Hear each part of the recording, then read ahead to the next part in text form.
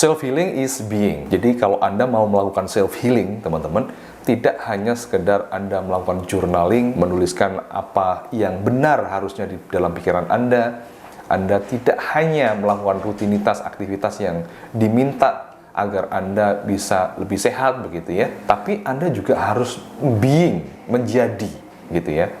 Ada banyak orang-orang yang mengeluh kenapa mereka tidak bisa sembuh dari depresi begitu. Tapi ketika kita periksa di media sosial mereka memberikan nama gitu, memberikan nama di dalam media sosial mereka, akun mereka itu dengan kata-kata yang tidak memberdayakan. Mereka masih sering mengupload hal-hal yang negatif. Mereka juga masih sering melabel diri mereka adalah orang yang mengalami depresi dan menyedihkan begitu. Artinya being menjadi orang yang depresi, bukan being menjadi orang yang tidak depresi. Being menjadi orang yang terpuruk, tapi tidak being menjadi orang yang sehat. Ini kuncinya sebenarnya teman-teman.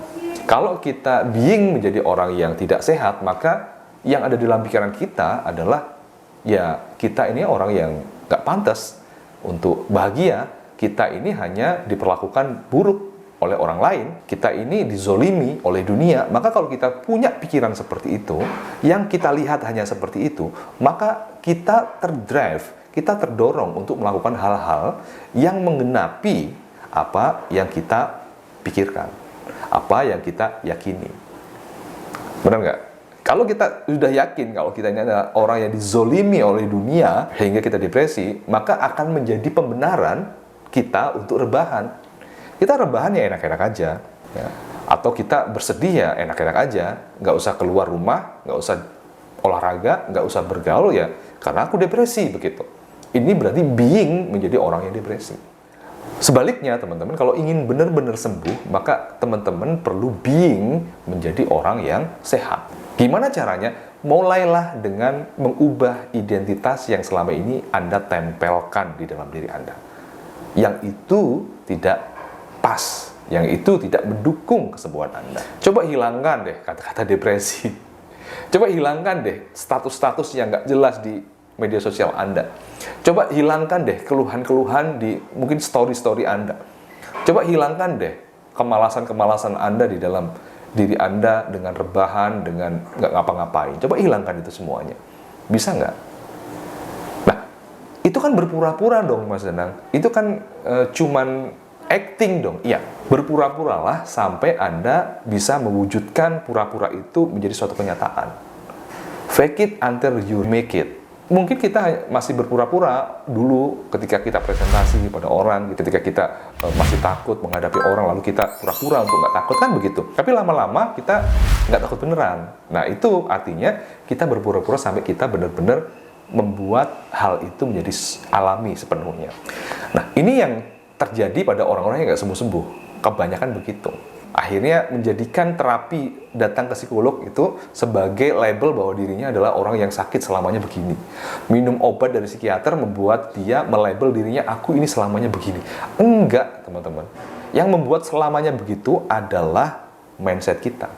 Kita mengecap diri kita seperti itu, ya, kita mengecap diri kita itu nggak bisa sembuh, maka akhirnya pilihan-pilihan kita adalah pilihan-pilihan perilaku, pikiran, sikap yang mendukung kita nggak sembuh. Kalau teman-teman belajar neurolinguistic programming, ada namanya neurological level, di mana di atas itu ada identitas, di bawahnya baru nanti ada value, ada belief, ada capability, ada behavior, ada environment. Jadi di bawah ini nggak bisa diubah kalau identitasnya itu nggak diubah, teman-teman. Maka yang paling awal yang harus diubah adalah identity, identitas. Dan itu yang banyak dilakukan oleh orang-orang yang akhirnya nggak sembuh-sembuh gitu loh. Identitasnya harus diubah, teman-teman. Jadi jangan selalu merasa dirinya itu terpuruk, aku ini begini memang.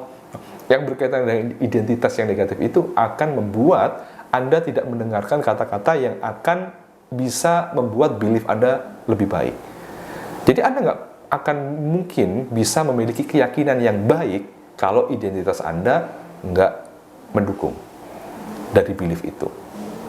Ya, Kan nggak bisa. Kalau misalkan aku ini adalah orang yang depresi, berarti orang depresi itu adalah korban kehidupan, orang yang lemah. Maka ketika belief diimplan, ditanemin, beliefnya, keyakinannya ditanemin, aku bisa kok sukses di masa depan. Kan nggak mungkin. Kan bertentangan dengan identitas Anda. Kan jadi nggak bisa masuk dong.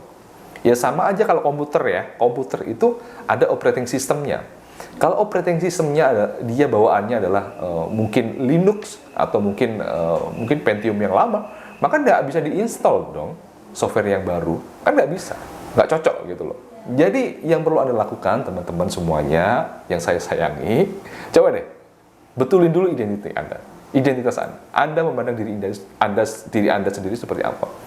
Coba cek deh nama-nama di media sosial Anda itu seperti apa, baik nggak, menghargai diri nggak gitu loh. Memanggil diri sendiri itu sudah baik atau belum? Ya, mulai dari situ dulu. Teman-teman mudah-mudahan nanti bisa akan lebih baik lagi. Kalau teman-teman punya pertanyaan atau punya pernyataan, silakan tuliskan di kolom komen biar rame. Ya, jangan lupa like, share, dan subscribe. Oke?